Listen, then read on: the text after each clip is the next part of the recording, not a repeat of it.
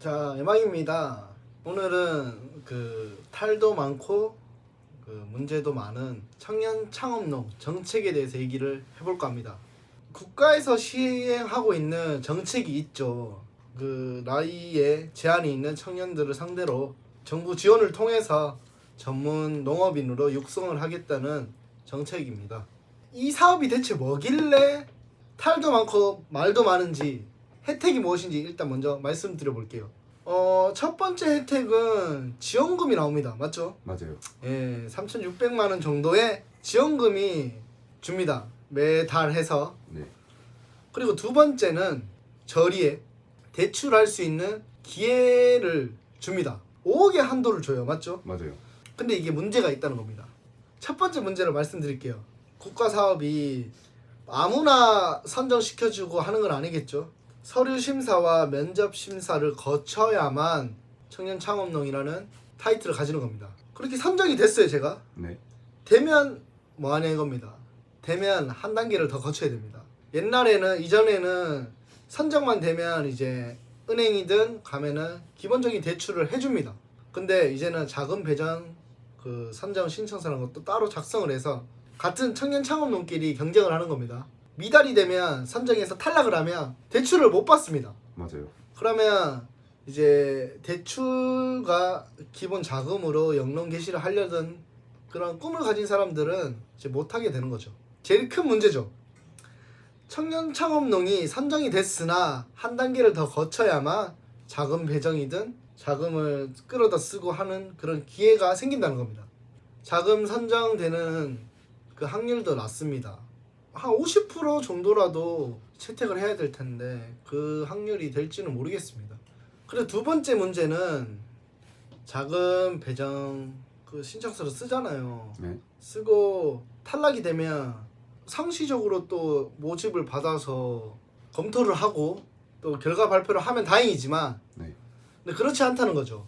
그 신청서를 작성할 수 있는 기회가 이제 상반기 하반기로 나뉩니다. 그러면 상반기에 떨어지면 하반기까지 기다려야 된다는 겁니다. 그럼 최소 6개월 동안은 뭐 자금 대출을 할 수도 없고 뭐 어디 가서 일을 할 수도 없습니다.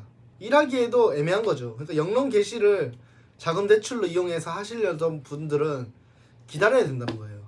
그리고 세 번째 문제가 대출 한도는 5억이라고 홍보가 돼 있을 겁니다. 근데 결국은 실질적으로 해보면 신용도가 낮아서 안 되고 뭐 어떤 담보물이 없어서 안 되고 외부의 영향으로 인해서 결국 5억이라는 대출을 사용하지 못합니다. 근데 5억이 아니라 낮춰서 뭐 3억, 2억이 대출도 안 나올 수도 있다는 겁니다. 물론 뭐 사업을 하시려던 분은 오로지 대출만 믿고는 할 수는 없죠. 그래도 어쨌든 정치적인 제도라는 게 된다고는 표시가 말씀을 했잖아요. 근데 실질적으로 그렇지 않다는 걸 말해드리고 싶어요. 맞죠? 네. 그래서 참 그게 실질적으로 해보면은 다들 거기서 이제 상실감을 많이 느끼시는 것 같아요. 저희도 3억일 때 3억에 맞춰서 준비했었는데 안 돼가지고 다시 했잖아요. 그렇죠. 저희도 계획서를 사용할 때는 그 3억이라 한도를 어느 정도 쓰려고도 했으나 뭐 그렇게 되진 않았습니다. 그래서 저희도 다운을 많이 시켰어요. 맞죠? 네. 그러니까 결국에 5억이라 한도를 대출을 해주겠다 정부에서 홍보를 했지만 실질적으로는 되지가 않습니다. 그거를 좀 아셔야 될 것 같아요. 그리고 또 문제점 네 번째는 청창농까지 선정이 됐어요. 맞죠? 네. 그 다음에 자금 배정 선정 신청서까지 써서 이것까지 선정이 됐어요. 네. 그럼 이제 자금을 대출을 받거나 하면 되잖아요. 근데 여기서 한 단계가 더 남았습니다. 농협이나 농업 신용보증 네. 그 기간 두 개에서 이제 커트를 당할 수가 있습니다. 거절을 당할 수가 있어요. 신용도에 의해서 역시나 또는 뭐 어떤 외부적인 뭐 그런 영향에 의해서 그 금액을 해주지 못하겠다. 이 통보를 받으면 이제 끝나는 겁니다. 계약을 할 거 아닙니까? 그렇죠. 미리 이 땅을 좋아서 구매하려고 내가 찜해 놓으려면 계약금을 걸 거 아닙니까? 맞죠.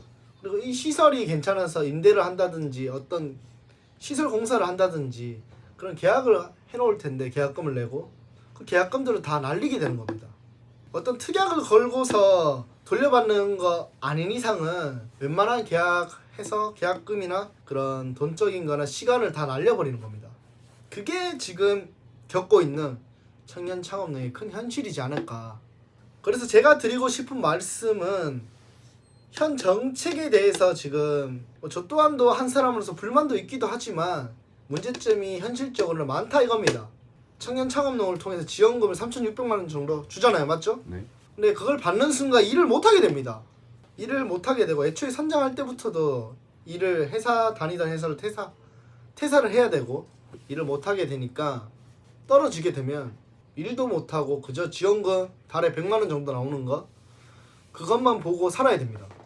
그러니까 제가 봤을 때는 이거는 신규 농업인들을 육성하는 과정이 아니라 신규 농업인들을 절벽으로 지금 내세우고 있는 겁니다. 빚 좋은 개살구라는 겁니다. 예? 그러니까 이 2025년 청년 창업농에 대해서 주의점을 상당히 좀 아시고 지원도 하시고 헤쳐나가실 분들은 헤쳐나가셔야 될 것 같아요. 지금 다들 생계 유지가 힘드신 분들도 많을 테고 영농을 하려고 했지만 그 벽에 부딪혀서 여러 가지 이 골머리가 썩을 것 같아요. 충분히 여기에 다들 주의점을 생각하시고 올바른 영농 힘내라고 제가 말씀드리고 싶습니다. 그래 농림식품부는 들어라. 이 청춘을 죽이지 말라. 그래서 저는 오늘 말씀드릴 내용은 이게 전부입니다. 크게 별거 없었습니다. 현실을 말했던 것뿐이고 그 현실을 느낀 사람으로서 솔직하게 말을 했던 것뿐입니다. 저는 이제 가볼게요. 그 남은 영농들 화이팅 하시고 저도 뭐 진롱은 아니지만 열심히 해보도록 할게요. 영농 화이팅.